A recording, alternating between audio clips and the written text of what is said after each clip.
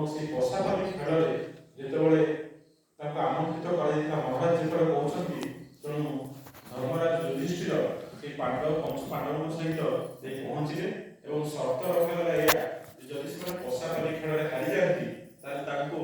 12 ବର୍ଷ ବନବାସ ଏବଂ 1 ବର୍ଷ ଅଜ୍ଞାତବାସ କରିବାକୁ ପଡ଼ିବ। ଏବଂ ଏଇ ଅଜ୍ଞାତବାସ ସମୟରେ ଯଦି ସେମାନେ ଧରା ପଡ଼ିଯାଆନ୍ତି, ପୁନର୍ବାର ସେମାନେ এই 12 ବର୍ଷ ପୁଣି ଆଉଥରେ ରିପିଟ୍ ହେବ, ମାନେ ଦଣ୍ଡଟା। ତା ମାନେ ସେମାନେ କେବେ ବି ଆଉ ରାଜବାସକୁ ଫେରି ଆସିବେ ନାହିଁ, ଅର୍ଥାତ୍ ଦୁଃଖରେ ହିଁ ରହିବେ, ମନରେ ହିଁ ରହିବେ ଏବଂ ଏ ରାଜବାସର ଯେଉଁ ସବୁ ଅୟସ ଆରାମ, ଯେଉଁ ସବୁ ଐଶ୍ୱର୍ଯ୍ୟ, ଏ ସବୁ ଐଶ୍ୱର୍ଯ୍ୟକୁ ଆମମାନେ ଭୋଗ କରିବୁ। କିନ୍ତୁ ଯେଉଁମାନେ ଇଷ୍ଟ ବିରୁଦ୍ଧରେ ଚାଲିଛନ୍ତି, ଯେଉଁମାନଙ୍କର ପ୍ରାରବ୍ଧ ଜନିତ କଷ୍ଟ ଅଛି ବା ଆମମାନଙ୍କର ଅସମ୍ପୂର୍ଣ୍ଣତା ହିଁ ଆମର ଦୁଃଖର କାରଣ, ମାନେ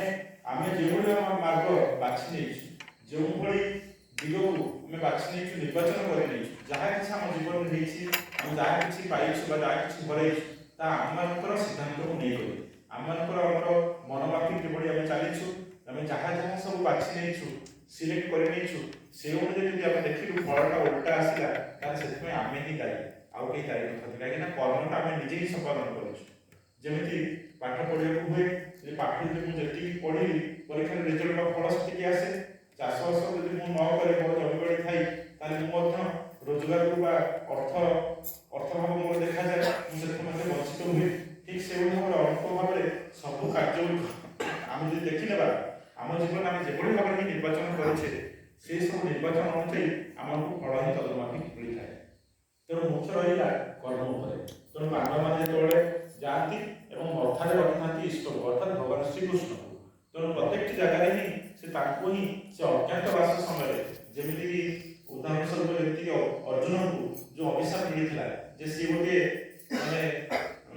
ଯେଉଁ ବୃହନ୍ନଳାରେ ପରିବର୍ତ୍ତନ ହେବେ, ଯେଉଁ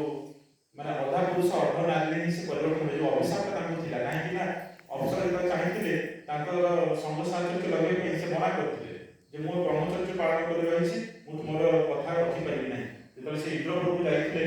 ଦେବରାଜ ଇନ୍ଦ୍ରଠାରୁ ଶିକ୍ଷା ଲାଭ କରିବା ପାଇଁ, ସେତେବେଳେ ତାଙ୍କୁ ଅଭିଶାପ ମିଳିଥିଲା। ହେଲେ ସେଇ ଅଭିଶାପଟା ଯେ 1 ବର୍ଷ ଧରି ଯେ ସେ ତାଙ୍କୁ ଭୋଗିବାକୁ ହବ, ତେଣୁ ସେଇ ଅଭିଶାପଟା ସେତେବେଳେ ତାଙ୍କୁ ଆଶୀର୍ବାଦ ହେଇଗଲା ଅଜ୍ଞାତବାସ ସମୟରେ। ତେଣୁ ସେ କ'ଣ କଲେ ନା ସେଇ ସମୟରେ ସେ ବୃହନ୍ନଳାରେ ପରିବର୍ତ୍ତନ ହେଇଗଲା, ଅର୍ଥାତ୍ ତାଙ୍କ ରୂପରେ ପରିବର୍ତ୍ତନ ଆସିଲା, ଅର୍ଦ୍ଧନାରୀ ବେଶରେ ହିଁ ସେ ରହିଗଲେ। ତେଣୁ କେହି ଆଉ ଜାଣିପାରିଲେ ନାହିଁ। ତେଣୁ ଏଇଭଳି ସମୟରେ ଯେଉଁମାନଙ୍କର ଇଷ୍ଟିଚଳନ ଥାଏ, ଠାକୁରଙ୍କ ଗୋଟେ ବାଣୀ ଅଛି, ଇଷ୍ଟିଚଳନ ଥିବ ହିଁ ଯଦି ରୋକିବନି ତତେ ଦୁର୍ଗତି, ଦୁର୍ଗତି ସବୁ ଦୁର୍ଗ ହୋଇ ଆଣିବ ଜୟରେ ଉନ୍ନତି। ତେଣୁ ସେହି ସମୟରେ ହିଁ ତାଙ୍କର ସେ ଅଭିଶାପଟା ତାଙ୍କୁ ଆଶୀର୍ବାଦ ହେଇଯାଇଥିଲା। ତେଣୁ ଏଇଭଳି ଭାବରେ ଯେତେବେଳେ ମଧ୍ୟ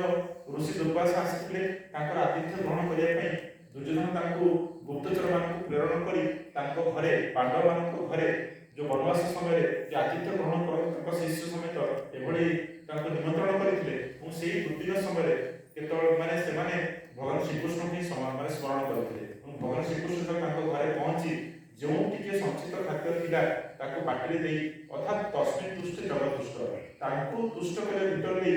ମାନେ ଏଇ ଯେଉଁ ଶିଷ୍ୟମାନଙ୍କ ସମେତ ଯେତେବେଳେ ସେ ନଦୀ କୂଳରେ ସ୍ନାନ କରି ଆସିକି ବିଶ୍ରାମ ଟିକେ ନେଇଛନ୍ତି, ସମସ୍ତଙ୍କ ପେଟ ପୁରି ଯାଇଥିଲା, ଅର୍ଥାତ୍ କାହାର କ୍ଷୁଧା ହିଁ ନଥିଲା। ସେମାନେ ସମସ୍ତେ ମାନେ ତୃପ୍ତ ହେଇଥିଲେ, ଅର୍ଥାତ୍ ସେମାନେ ଚାହିଁଥିଲେ ଯେ ଆମେମାନେ ତୁମଠୁ ଆତିଥ୍ୟ ଗ୍ରହଣ କରି ସନ୍ତୁଷ୍ଟ ଭାବେ ବିଦାୟ ନେଉଛୁ। କାହିଁକିନା ଯଦି ଋଷି ଦୁର୍ବାସା ଚାହିଁଥାନ୍ତେ ଅଭିଶାପ ଦେଇଥାନ୍ତେ, ତାହେଲେ ତାଙ୍କର ବଂଶ କୁଳ ସମ୍ପୂର୍ଣ୍ଣ ପାଇଁ ନାଶ କରିଦେଇଥାନ୍ତେ। ତେଣୁ ଏଭଳି ତ୍ରୁଟିରୁ ମଧ୍ୟ ସେଦିନ ସେ ଗୁରୁ ହିଁ ବା ଭଗବାନ ହିଁ ରକ୍ଷା କରିଥିଲେ। ତେଣୁ ଭଗବାନ ଶ୍ରୀକୃଷ୍ଣ କହୁଛନ୍ତି, ମୁଁ ସବୁବେଳେ ହିଁ ସେ ସର୍ବଦେବମୟ ଗୁରୁ, ସେ ଗୁରୁଙ୍କ ଭିତରେ ହିଁ ବିରାଜମାନ କରେ। ହେଲେ ଠାକୁରଙ୍କୁ ଯେତେବେଳେ ପଚରାଯାଇଥିଲା ଯେ ଆପଣ ଚାଲିଯିବା ପରେ ଆପଣଙ୍କର ସ୍ଥାନରେ କିଏ ରହିବେ, ଠାକୁର କହିଥିଲେ ଯେ ମୋର ବର୍ତ୍ତମାନରେ ସେ ତତ୍ନିଷ୍ଠ ତତ୍ତ୍ୱ ଆଚାର୍ଯ୍ୟ ହିଁ ଗ୍ରହଣୀୟ। ସେ ଆଚାର୍ଯ୍ୟଙ୍କୁ ତୁମେ ମଥାରେ ନେଇକରି ଚାଲିବ। ଆଚାର୍ଯ୍ୟ ହେଉଛନ୍ତି ସେ ଜୀବନ୍ତ ଆଦର୍ଶ, ଆଚାର୍ଯ୍ୟ ହିଁ ହେଉଛନ୍ତି ଆଚରଣ ସିଦ୍ଧ ପୁରୁଷ, ଯେ ଆଚରଣ କରି ଗୁରୁଙ୍କ ଚଳନଟା ନିଜ ଜୀବନରେ କିଭଳି ହିଁ କରିବାକୁ ହୁଏ ଯେ ଦେଖେଇ ଦିଅନ୍ତି। ତ ଆମମାନେ ସେ ପରମ ଭାଗ୍ୟବାନ। ଆମମାନଙ୍କୁ ଭଗବାନ କୌଣସି ଆକାଶର ଭଗବାନ ନୁହନ୍ତି, ସେ ହେଉଛନ୍ତି ରକ୍ତମାଂସ ସଂକୁଳ ନରଦେହଧାରୀ, ନରତନୁଧାରୀ, ସେ 3.5 ମଣିଷ ରୂପରେ ହିଁ ମାନେ ବସବାସ କରନ୍ତି ଏବଂ ଯିଏ ଆମମାନଙ୍କର ଯେଉଁ ଅସୁବିଧା ଥାଏ ବା ଯେକୌଣସି ନିବେଦନ ଆବେଦନ ଥାଏ, ସେ ସବୁକୁ ସେ ଶୁଣନ୍ତି ଏବଂ ପ୍ରତ୍ୟେକଟି ଲୋକର ବୈଶିଷ୍ଟ୍ୟ ମାପି ସମାଧାନ ସୂତ୍ର ଦିଅନ୍ତି ଏବଂ ଦ୍ୱିତୀୟତଃ ସେ ଆମକୁ ଭଲ ପାଆନ୍ତି। ତେଣୁ ଜର୍ଜ ବର୍ନାର୍ଡ ଶ ସେଇ କଥା ହିଁ କହିଥିଲେ, ତୁମମାନେ ସେଇମାନଙ୍କୁ ହିଁ ଘୃଣା କର ଯେଉଁମାନଙ୍କର ଭଗବାନ ଆକାଶରେ। ତେଣୁ ଭଗବାନ ଯେ ଅଦୃଶ୍ୟ, ଯେ ଭଗବାନଙ୍କୁ ଯେ ଦେଖି ହେବ ନାହିଁ, ଆଜି ସେ ବିଳମ୍ବନା ଦୂର ହେଇଛି। तो से प्रिय परम पाखरे पाई से आचार्य को पाखरे पाई आज मनीष ठाकुर जे किभଳି ଥିଲେ जे जो कथा महर्षि मन कहते जे गुरुपुत्र गुरुपुत्रेषु माने गुरुवत गुरुपुत्रेषु माने गुरु को पुओ माने ही होछंती गुरु को भଳି अर्थात गुरु को पुत्र को मैं गुरु बोली ही मान्य करिवो तेणु तांको भितर ही से विराजमान करती तेणु से आचार्य परंपरा धारण देई करी ही आज परम पूज्य श्री आचार्य जो मन आपण माने दर्शन करथिले डिसेंबर गत डिसेंबर 11 रे सत्संग क्षेत्र कुसुमी रे से आसीथिले एवं एठारे किछि क्षण अवस्थान करथिले एवं तांको मुखर उद्देश्य बाणी समूह कहथिले एवं ता भितर इष्टमित्र कथा कहथिले जे प्रतिदिन नित्य नैमित्तिक भाव में अन्न जल ग्रहण पूर्व ब्राह्मण मुहूर्त श्री श्री ठाकुर उद्देश्य जब किंचित मो पाखे अच्छी खुद चाउल टिके हो पछे जहाँ किसी पैसा माने हो ताहा आकारे मते जे आपण दियंती और 30 दिन रे गुरुदार प्रेरण कर दियंती ताई देखिबे से सद्गुरु पुरुषोत्तम ही एकमात्र जी के विश्व दुनिया रे से आपण ये विश्वभूमि खंडन करिवे अर्थात तुम जो कर्मफल त्याग अछि जहाँ जो कर्मफल अछि भोग्यकु ताहा त्याग होइछो एई कर्मफल त्यागटा केवल सद्गुरु पुरुषोत्तम क्षेत्र रे ही संभव होइताय एवं एई माने कर्मफल को ग्रहण करे भितर दे से आपण केते केते जन्मर जे जन्म जन्मांतर जो पाप तत्व थाए कलुष काल थाए से सब कुछ ही क्षणिक ही दूर कर दियंती तो आमे परम भाग्यवान से प्रिय परम पुरुषोत्तम को पाइसे आ कोनोसी